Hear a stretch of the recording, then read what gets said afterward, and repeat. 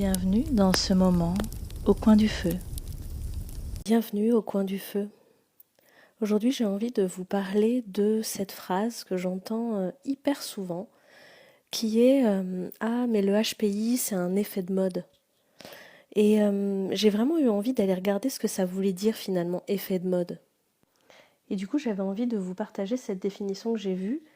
L'effet de mode est un biais cognitif où les individus adoptent un comportement, une croyance ou un produit principalement parce qu'ils perçoivent un grand nombre de personnes qui le font déjà.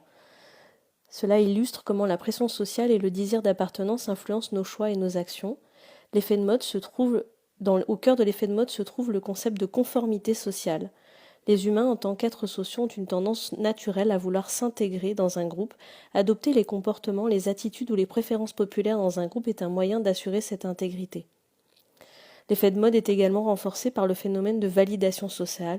Lorsque nous voyons que beaucoup de personnes adoptent un certain comportement ou utilisent un certain produit, nous interprétons souvent cela comme une preuve de sa valeur ou de sa justesse. C'est hyper intéressant cette définition parce qu'on peut vraiment concevoir, voir qu'en fait, eh bien, cet effet de mode, il ne peut pas être validé. On ne peut pas accoler ce mot à HPI parce qu'il n'y a pas un consensus, il n'y a pas du tout en fait de normes autour du HPI. Ça n'est pas quelque chose qui est valorisé, ça n'est pas quelque chose qui est socialement accepté. Et c'est d'ailleurs pour ça que la plupart des gens que je rencontre trouvent que c'est beaucoup plus facile de dire qu'elles sont hautement sensibles que HPI. Et donc, cette histoire de effet de mode, en fait, n'a aucun sens. C'est pas parce qu'on parle plus de quelque chose dans les médias, c'est pas parce que des personnes osent de plus en plus révéler, parce qu'en fait on est vraiment sur ça, hein, révéler leur fonctionnement HPI par exemple, que tout d'un coup, eh bien, y a un effet de mode qui fait que tout le monde, eh bien, aurait envie d'être HPI pour être dans la norme et intégré socialement en fait.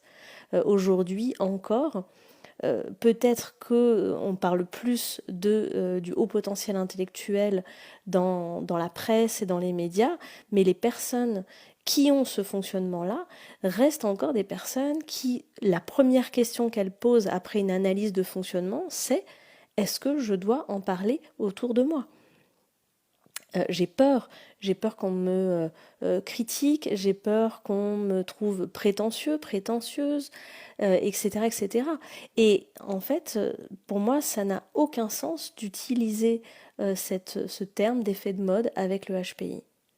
Par contre, ce qui est vrai, c'est que, eh bien, comme tout sujet que l'on va traiter de manière médiatique, on va lire certaines choses et son contraire, et cela nécessite se faire sa propre opinion, d'avoir son propre libre arbitre, d'aller traiter l'information pour se faire sa propre opinion sur le sujet. Et oui, il y a des débats, même entre les spécialistes, sur le haut potentiel intellectuel, mais je crois que les débats où ils sont le plus importants, c'est à l'intérieur des gens eux-mêmes. Et je pense que vraiment, cette histoire-là de c'est une mode, etc., ça fait beaucoup de tort en fait aux personnes qui elles-mêmes sont déjà dans des doutes intérieurs, dans des débats de mais non, c'est pas possible, mais n'importe quoi, mais quand même, ça me parle, mais non, je le suis pas, mais pour qui je me prends. Et en fait, tout ça est basé sur des fausses croyances. Des fausses croyances sur qu'est-ce que c'est le HPI. Et j'en ai été la première victime, hein. Quand je me disais mais non, je ne peux pas être HPI malgré le fait que je me reconnaisse dans pas mal de signes et de fonctionnements, je me disais non, c'est pas possible parce que j'ai une scolarité vraiment très difficile, parce que j'ai pas une mémoire exceptionnelle, parce que je suis pas à l'aise dans le calcul mental, parce que je connais pas mes tables de multiplication, parce que j'aime pas apprendre par cœur, donc je suis pas brillante et donc ça veut dire que je ne suis pas HPI. Mais en fait tout ça c'est quoi ? Ce sont des croyances, ce sont des préjugés. Et je crois vraiment aujourd'hui qu'il est nécessaire pour les personnes qui se questionnent, qui vraiment s'interrogent sur leur fonctionnement, qui ont besoin de trouver des réponses sur où est finalement peut-être la réponse à leurs problématiques, leurs souffrances, leur sentiment d'être incomprise ou décalée. Eh bien, c'est de casser vraiment ces croyances, ces préjugés, de s'autoriser à aller explorer cette piste, même si, eh bien, il y a cette fausse idée que c'est un effet de mode. Non, il n'y a pas d'effet de mode, c'est pas une mode en fait. Et puis, je pense que c'est aussi très important de permettre à chacun, eh bien, dans son exploration intérieure, d'aller tout simplement trouver ses propres réponses. Et si la réponse, elle est là, eh ben, c'est important de la trouver. Moi-même, j'ai fait ce chemin, hein, je me suis demandé pourquoi ça avait été si important pour moi d'aller confirmer ces soupçons de haut potentiel intellectuel. Et clairement, en fait, c'était pas du tout pour me coller une étiquette ou rentrer dans une case. Et je sais que ça, c'est une autre peur que j'entends souvent. Je veux pas me coller une étiquette. En réalité, finalement, ça n'a pas tellement de sens, ça, parce qu'on se colle une étiquette à partir du moment où on se limite à ce qu'il y a écrit sur l'étiquette. Or, bien entendu, avoir un fonctionnement HPI, bah, c'est qu'un fonctionnement. Et qu'est-ce qu'on en fait de ça? Eh bien, ça nous est propre, c'est notre personnalité, c'est notre histoire, c'est notre vécu, c'est nos blessures, c'est qu'est-ce qu'on a envie de faire de notre vie. Et c'est qu'un fonctionnement, en fait. C'est un peu comme si on disait à un enfant, eh bien non, ton camion de pompier, eh ben il peut être qu'un camion de pompier et tu n'as pas le droit de t'en servir pour faire juste un camion normal, c'est que un camion de pompier.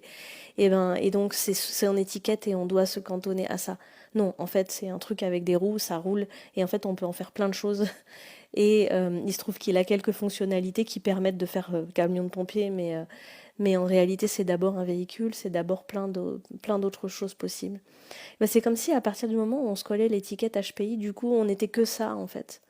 Bien sûr qu'on n'est pas que ça. Et donc cette étiquette devient enfermante qu'à partir du moment où on décide de s'identifier entièrement et complètement à ce mot-là, tout comme si on s'identifiait entièrement et complètement au mot femme ou homme, et que du coup on décide de développer que notre polarité yin ou yang, et bien entendu ça n'a pas de sens. Chaque homme, chaque femme a ces deux polarités et c'est tout à fait juste. On n'est pas obligé de s'enfermer dans ces cadres précis. Et encore une fois, tout ça, ce sont des croyances et des préjugés qui viennent eh bien, nous restreindre dans notre exploration de nous-mêmes. Et donc pourquoi finalement, moi j'en suis venue à avoir besoin de cette confirmation? Eh bien j'ai réalisé que c'était pas du tout pour me coller une étiquette, c'était avant tout pour pouvoir comprendre. J'avais besoin de comprendre eh bien, certaines choses que j'avais vécues et j'avais la sensation que cette confirmation, elle pourrait venir m'aider à vraiment apporter un nouveau regard, une nouvelle lumière là-dessus. Mais mon besoin le plus fort, je crois, ça a été eh bien, de pouvoir restaurer mon estime de moi. J'avais besoin, à travers ce processus de compréhension et de connaissance de moi, de pouvoir poser une estime juste, une estime vraie sur moi, et plus être constamment dans des autocritiques et des auto-jugements liés à je ne suis pas comme il faut, je ne suis pas assez, ou je suis trop d'ailleurs parfois, et pouvoir du coup me regarder avec une nouvelle échelle, un nouveau paradigme qui me permettait finalement d'avoir une évaluation plus juste de moi. Et aujourd'hui, je parle bien entendu beaucoup de HPI, de haute sensibilité parce que c'est mon métier, mais en fait, dans mon quotidien, eh bien, j'ai envie de dire que ça n'est pas un sujet. C'est-à-dire que à partir du moment où j'ai eu connaissance de mon fonctionnement, à partir du moment où j'ai compris comment communiquer avec les autres, comment vivre avec les autres de manière, on va dire, équilibrée dans le bien-être. Et quand je dis les autres, j'entends les autres personnes qui ont aussi un fonctionnement atypique et les autres personnes qui ont un fonctionnement tout très différent ou classique. Donc tous les autres en fait. Et à partir du moment où ça a été clair pour moi, comment je fonctionne, j'ai pu mieux communiquer, j'ai pu mieux expliquer mes réactions, j'ai pu mieux expliquer pourquoi là j'agis comme ça et que c'est ok pour moi quand je fais quelque chose, eh bien d'aller faire autre chose, puis encore autre chose, puis encore autre chose, puis de revenir, puis de repartir, parce que c'est ok pour moi, c'est comme ça que je fonctionne. Eh bien en fait c'est devenu un non-sujet. J'ai plus eu besoin de faire appel à cette étiquette. D'ailleurs, j'en parle pas en fait dans ma famille. J'en parle avec mon fils et mon mari, mais sinon j'en parle pas parce que en fait c'est plus un sujet parce que ça ne me définit pas. Ça ne me définit pas. Je sais l'identifier. Je sais aussi où est-ce que parfois ça peut me jouer des tours. J'ai développé des outils pour ça, pour ma régulation émotionnelle, la régulation aussi de mon mental qui est parfois très très agité. J'ai su aussi réguler mon fonctionnement qui peut parfois paraître dispersé pour les autres et savoir quand est-ce que c'était une force et quand est-ce que là j'avais besoin de mettre en place d'autres stratégies. Mais ça n'est pas une étiquette, à aucun moment c'est enfermant, à aucun moment c'est une étiquette, à aucun moment c'est un mot qui sous-entend que il y a, je sais pas, plus d'intelligence ou une espèce de comparaison vis-à-vis des autres. Non, il n'y a rien de tout ça. Donc en fait, je crois vraiment qu'il est important aujourd'hui que toutes les personnes qui ont besoin d'entendre ça vraiment s'en imprègnent. Il n'y a pas d'effet de mode, il n'y a pas d'étiquette, il n'y a pas de case en fait. Ce ne sont que des informations, ce ne sont que des biais qui vous permettent de mieux vous connaître, mieux vous comprendre. Ça vous permet d'avoir un certain, finalement, une certaine grille d'observation de vous-même.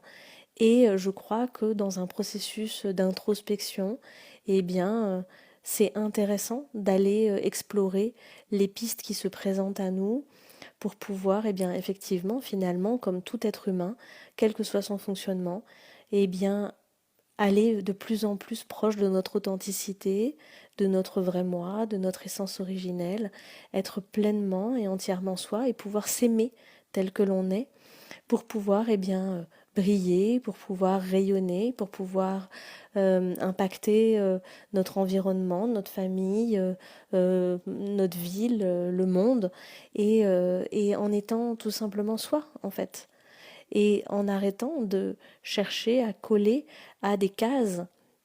Je crois que s'il y a un effet de mode, c'est celui de la normalité, c'est pas celui du HPI. Aho.